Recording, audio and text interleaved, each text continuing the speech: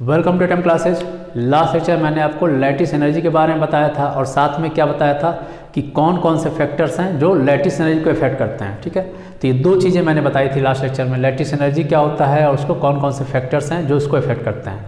अब हमें क्या जानना है कि लैटिस एनर्जी को कैलकुलेट कैसे करते हैं। तो यहाँ पर हेडिंग में लिखा हुआ है determination of lattice energy. Lattice energy को कैसे डिटरमाइन करते हैं। ठीक है, तो लैटिस एनर्जी को डिटरमाइन करने के लिए सबसे पहले क्या किया गया, जो आयनिक कंपाउंड लिया गया था, आयनिक सॉइल लिया गया और इसको एक्सपेरिमेंटली कैसे कैलकुलेट किया गया। तो इसको कैलकुलेट किया गया by the help of born Haber cycle. Born Haber cycle, ठीक है, तो बॉर्न हैबर साइकिल से एक्सपेरिमेंटली लैटिस एनर्जी को कैलकुलेट किया गया था। और बॉर्न हैबर साइकिल जो था ये किस पे बेस्ड था, तो ये बेस्ड था हेस लॉ पर। हेस लॉ आपको पढ़ाया गया होगा क्लास 11th में थर्मोडायनेमिक्स में। ठीक है, तो उसी पे बेस्ड था। अभी क्या होता है ये दोबारा से बता देंगे, आपको समझ में आ जाए। तो लैटिस एनर्जी को कैसे डिटरमाइन किया गया था, तो जो भी आयनिक कंपाउंड था उसको जो है एक्सपेरिमेंट करके, एक्सपेरिमेंट किसका किया गया था, बॉर्न साइकिल का जो एक्सपेरिमेंट था उससे किया गया था और वो किस पे बेस्ड था, हेस लॉ पे बेस्ड था। इस तरीके से निकाला गया था। अब हेस लॉ क्या होता है, बॉर्न हैबर साइकिल क्या होता है, इस चीज़ को समझना है अच्छे तरीके से और ये बहुत इंपॉर्टेंट है, इस बार क्वेश्चन में भी ये आने के चांसेज हैं। ठीक है, तो सबसे पहले यहाँ पर हमें क्या पढ़ना है, इसका डिटर्मिनेशन कैसे होता है, बॉर्न हैबर साइकिल से होता है। तो हमें यही बॉर्न हैबर साइकिल ही पढ़ना है कि बॉर्न हैबर साइकिल क्या होता है।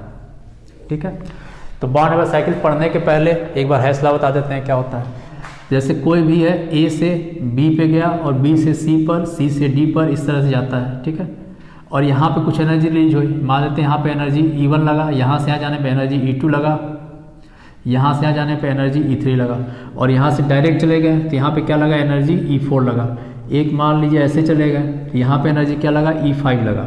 ठीक है, तो गया कहाँ से, ए से डी पे गया। ठीक है, तो ए से डी पे जाने पे चाहे हम किसी भी पाथ से जाएं, चाहे ऐसे जाएं, चाहे ऐसे जाएं, चाहे ऐसे जाएं, या फिर कितने भी स्टेप में जाएं। ठीक है, तो कितने भी पाथ से चलेगा, चाहे कितने भी स्टेप से चलेगा, जो टोटल एनर्जी रहेगी वो हमेशा क्या रहेगी, सेम रहेगी। ठीक है, क्योंकि टोटल एनर्जी जो है इसकी किस पे डिपेंड करेगा, इनिशियल और फाइनल पर ही डिपेंड करता है, वो पाथ पे डिपेंड नहीं करता है। तो ये होता है पाथ इंडिपेंडेंट होता है जो एनर्जी होता है। तो यहाँ पर होगा क्या, एक्चुअल में जो E5 होगा वो किसके बराबर होगा, E4 के बराबर होगा। ठीक है, क्योंकि ये दोनों क्या यहाँ से आ जा रहा है और यही किसके बराबर होगा, इन तीनों एनर्जी के टोटल सम के बराबर होगा, मतलब E1 plus E2 plus E3। ठीक है, तो यही होता है हेस लॉ होता है। तो हेस लॉ सिंपल से क्या है कि जो एनर्जी है वो पाथ पे डिपेंड नहीं करता है, वो किस पे डिपेंड करता है, इनिशियल और फाइनल पोजीशन पे डिपेंड करता है कि टोटल एनर्जी क्या होगी। ठीक है, तो ये हेस लॉ था और इसी पे बेस्ड था, क्या चीज़ था, बॉर्न हैबर साइकिल इसी पे बेस्ड था, इसी एनर्जी पे बेस्ड था। तो अब हम देखते हैं कि बॉर्न हैबर साइकिल क्या है और उससे लैटिस एनर्जी को कैसे डिटरमाइन करते हैं।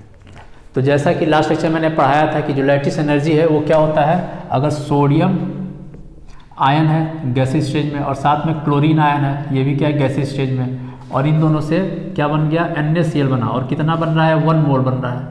ठीक है, तो यहाँ पे जो एनर्जी रिलीज होगा इसी एनर्जी को क्या बोलते हैं, लैटिस एनर्जी बोलते हैं। ठीक है, आयनिक कंपाउंड है, कैटायन और एनायन, और किसी स्टेज में, गैसीय स्टेज में है, और इन्हीं दोनों के मिलने पे क्या होगा, एनर्जी रिलीज होगा। ठीक है, और जो एनर्जी रिलीज होगा उसी एनर्जी क्या बोलते हैं, लैटिस एनर्जी बोलते हैं। ठीक है, तो इसी कॉन्सेप्ट को यूज करना है, लेकिन कैसे करना है, बॉर्न हैबर साइकिल में कैसे करना है वो हमें देखना है। ठीक है, तो सबसे पहले हमें क्या करना है, सोडियम लेना है सॉलिड स्टेट में, क्योंकि नेचुरल फॉर्म में सोडियम सॉलिड स्टेट में पाया जाता है। उसी तरह क्लोरीन लेना है और क्लोरीन किस फॉर्म पे आता है, Cl2 गैसीय स्टेज में पाया जाता है।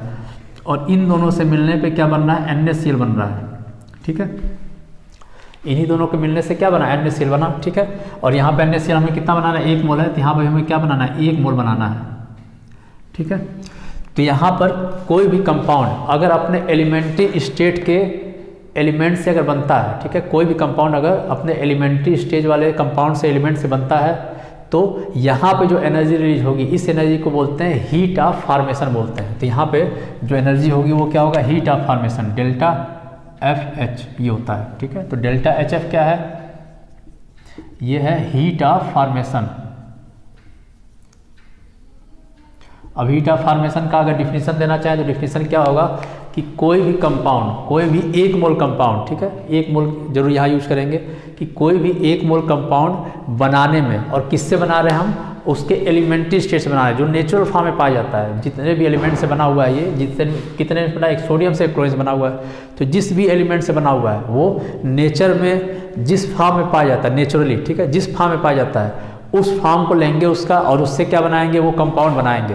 तो उस कंपाउंड को बनाने में जो हीट रिलीज होगा, ठीक है, जो हीट रिलीज होगा उसी हीट को क्या बोलते हैं, हीट ऑफ फॉर्मेशन बोलते हैं। तो ये हीट ऑफ फॉर्मेशन का डिफिनीशन था, ठीक है। तो सबसे पहले तो हमें क्या देखना है, सोडियम और क्लोरीन लिए और उससे क्या बना लिया, NaCl बना लिया, और इसमें क्या हुआ, जो हीट निकला उसको बोलते हैं हीट ऑफ फॉर्मेशन, ठीक है, ये हो गया। अब हमें क्या करना है, बॉन्ड हाइबर साइकिल में जो लैटिस एनर्जी है, ठीक है, लैटिस एनर्जी का ये फार्मूला है, सोडियम प्लस गैसीय स्टेज में है, और क्या चाहिए, क्लोरीन चाहिए माइनस, वो भी क्या चाहिए, गैसीय स्टेज में चाहिए, ठीक है। और यहाँ पे सोडियम किस स्टेज में है, तो ये सॉलिड स्टेज में है। तो सबसे पहले इसको क्या करेंगे, गैसीय स्टेज में कन्वर्ट करेंगे, ठीक है। तो यहाँ से इसको बनाते हैं सोडियम किस फॉर्म में, गैसीय स्टेज में।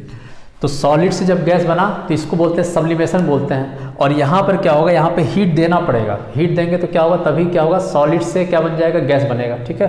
तो यहाँ पर, और इस एनर्जी को बोलते हैं सब्लिमेशन एनर्जी, ठीक है। सबसे पहले तो क्या बोलेंगे, इसको सब्लिमेशन एनर्जी बोलेंगे, और साथ में सब्लिमेशन क्या होगा, ये होगा क्या, इंडोथर्मिक होगा, यहाँ पे हीट देना पड़ेगा, ठीक है। तो ये क्या है, इंडोथर्मिक है, तो इसको भी लिख देते हैं, ये है इंडोथर्मिक है।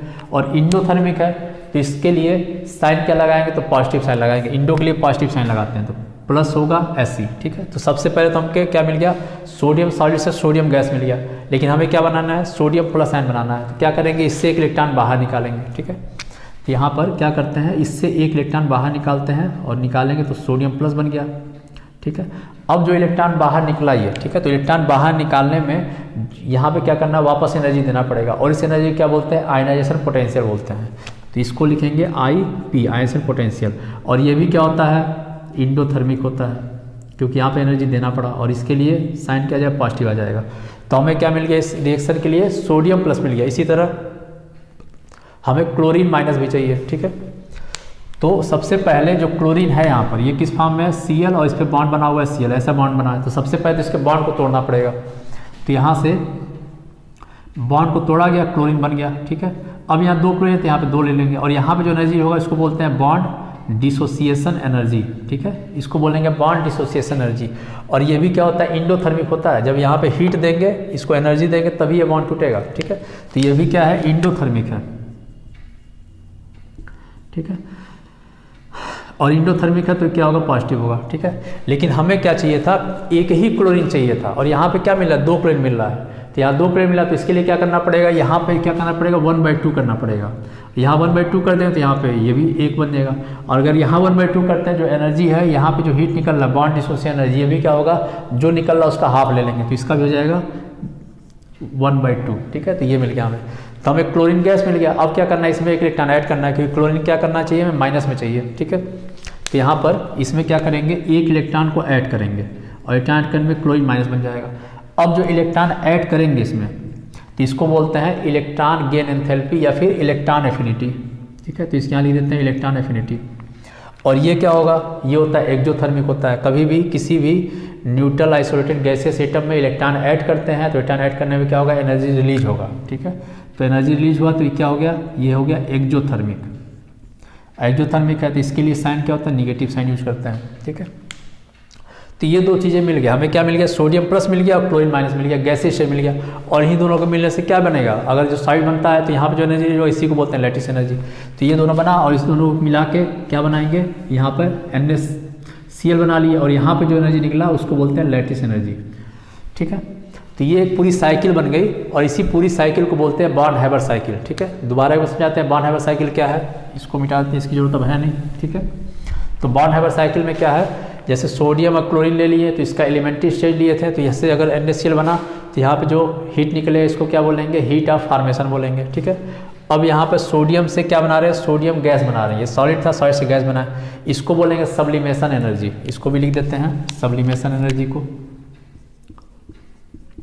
सब्लिमेशन एनर्जी, ठीक है। ये सब्लिमेशन एनर्जी है। और गैस से क्या बनाना है हमको, इस पर आयन बनाना है, पॉजिटिव आयन बनाना है। पॉजिटिव आयन बनाएंगे तो इसको क्या बोलते हैं, आयनाइजेशन पोटेंशियल बोलेंगे। उसी तरह क्लोरीन का बॉन्ड तोड़ेंगे तो बॉन्ड डिसोसिएशन एनर्जी होगा, और इसमें एक इलेक्ट्रॉन ऐड करेंगे तो इलेक्ट्रॉन एफिनिटी हो जाएगा, ठीक है। अब इससे जो NaCl बना, इसी को क्या बोलते हैं, यहाँ जो एनर्जी निकला उसको बोलेंगे लेटिस एनर्जी, ठीक है।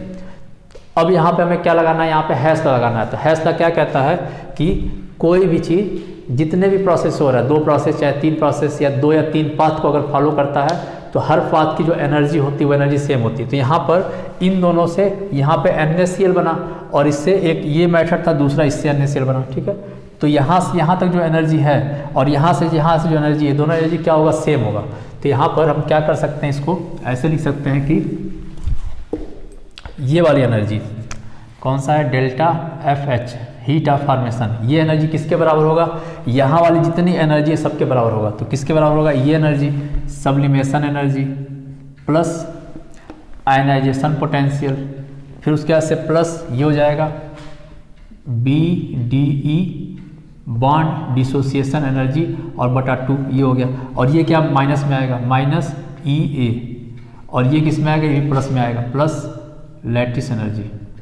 तो एक ये फार्मूला निकल के आ गया लैटिस एनर्जी निकालने के लिए, और इस तरीके से लैटिस एनर्जी निकल सकता है। इसमें न्यूमेरिकल क्वेश्चन भी पूछ देता है। तो न्यूमेरिकल क्वेश्चन पूछेगा जब भी, तो 1 2 3 4 5 6 ये 6 फैक्टर्स हैं, ठीक है। यहाँ पर कितने 6 फैक्टर हैं, 6 फैक्टर में कोई भी 5 फैक्टर की वैल्यू मिल जाएगा आपको, ठीक है। 5 फैक्टर की वैल्यू मिल जाएगा और 1 फैक्टर निकालना हो। जनरली किसका पूछेगा, लैटिस एनर्जी पूछता है। तो इसमें इलेक्ट्रॉन एफिनिटी की वैल्यू मिल जाएगा, बॉन्ड डिसोसिएशन एनर्जी की भी मिल जाएगा, आयसन पोटेंशियल की एनर्जी भी दी गई रहेगी, सब्लिमेशन एनर्जी का भी दिया रहेगा और हीट ऑफ फॉर्मेशन भी दिया रहेगा। बस ध्यान ये रखना है कि बॉन्ड डिसोसिएशन एनर्जी अगर दिया हुआ है तो उसका 1/2 कर देंगे, अगर क्लोरीन है तब, ठीक है। वो डिपेंड करेगा कि क्वेश्चन क्या है और उसमें कौन सा कंपाउंड है, ठीक है। तो NaCl अगर बनाना है तो यहाँ पे ये करना पड़ेगा। अच्छा, इस पूरे को क्या बोलते हैं, इस पूरे को ही बोलते हैं बॉन्ड हैबर साइकिल। ये पूरा जो बन के आ गया इसी को बोलते हैं बॉन्ड हैबर साइकिल, ठीक है। अब हम एक देखते हैं दूसरा, कंपेयर करते हैं MgO के लिए, वही बहुत इंपॉर्टेंट है। क्यों इंपॉर्टेंट है अभी बताते हैं उसमें, ठीक है। अब दूसरा हमें देखना है कि MgO के लिए लैटिस एनर्जी कैसे कैलकुलेट करेंगे। सबसे पहले क्या लेंगे, Mg लेंगे, और किस फॉर्म में, सॉलिड फॉर्म में, और साथ में ऑक्सीजन ले लेंगे, ठीक है। और ये किस फॉर्म में होता है, ये गैस फॉर्म में होता है, ठीक है। और इन दोनों से मिलने से क्या बन जाएगा, MgO बनेगा, ठीक है। अब यहाँ पे सेम वही चीज़, जो एनर्जी रिलीज होगा उसको क्या बोलते हैं, हीट ऑफ फॉर्मेशन बोलते हैं, ठीक है।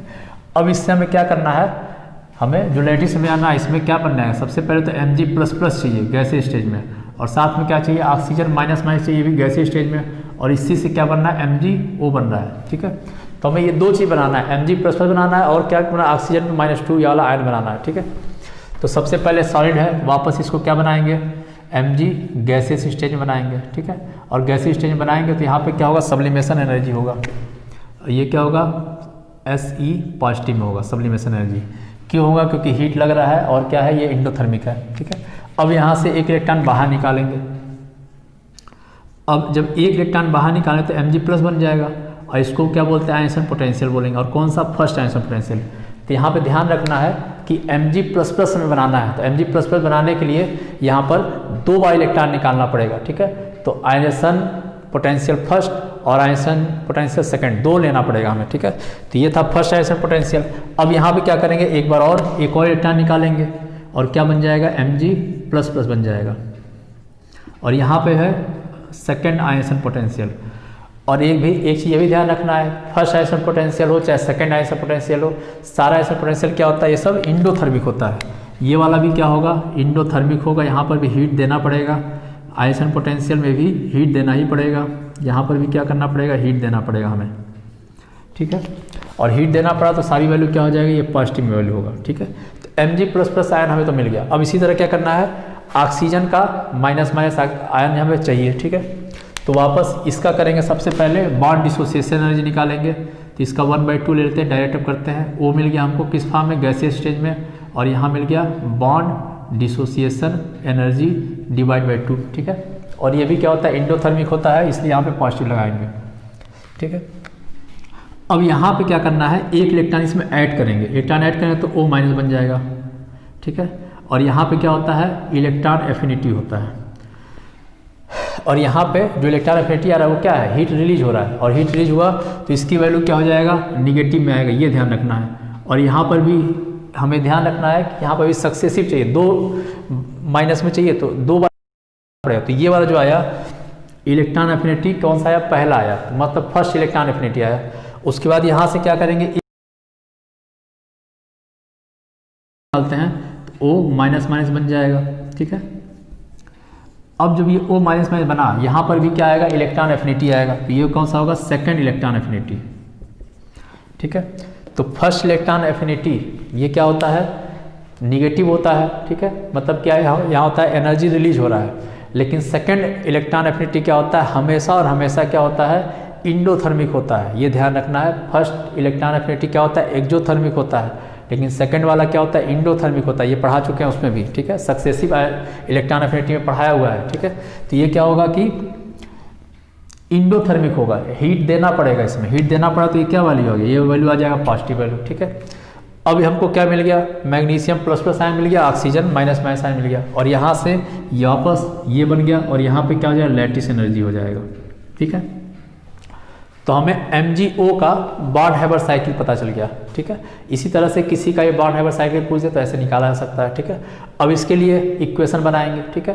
तो इक्वेशन क्या बनेगा, वापस ये वाली एनर्जी इक्वल टू ये सारी एनर्जी, ठीक है। तो यहाँ पे लिख देंगे कि हीट ऑफ फॉर्मेशन ये किसके बराबर होगा, ये वाली energy sublimation energy plus ionisation potential first plus ionisation potential second, और साथ में यहाँ पे लिखेंगे plus bond dissociation energy divide by 2, और ये वैल्यू क्या होगा, माइनस में होगा, माइनस इलेक्ट्रॉन एफिनिटी फर्स्ट वाला, और सेकंड वाला को क्या लिखेंगे, प्लस सेकंड इलेक्ट्रॉन एफिनिटी, और साथ में ये भी हो जाएगा, प्लस में हो जाएगा लैटिस एनर्जी। तो टोटल ये फार्मूला हो जाएगा किसके लिए, MgO के लिए, अगर हमको लैटिस एनर्जी निकालना है तो ये हमें ध्यान रखना है किसके लिए निकालना है। यहाँ पे इंपॉर्टेंट क्या हो गया कि आयनाइजेशन पोटेंशियल कौन सा हो गया, फर्स्ट हो गया सेकंड हो गया, दोनों का वैल्यू क्या होता है, पॉजिटिव होता है, ये ध्यान रखना है। लेकिन इलेक्ट्रॉन एफिनिटी में जो पहला होगा वो क्या होगा, निगेटिव होगा, और दूसरा जो होगा वो क्या होगा, पॉजिटिव होगा, ठीक है। तो इस तरीके से इस पर क्वेश्चंस पूछा जाते हैं और उस पर सॉल्व किया जाता है। डायरेक्ट बहुत सिंपल सा क्वेश्चंस आते हैं, लेकिन हमें क्या करना पड़ेगा, सबसे पहले इक्वेशन अगर पता होगा तभी जो है हम इस क्वेश्चन को कर सकते हैं, ठीक है। तो इक्वेशन निकालना भी आपको बता दी कैसे निकाला जाता है, ये पूरा यही कहलाता है बॉर्न हैबर साइकिल, बहुत सिंपल सा है बॉर्न हैबर साइकिल।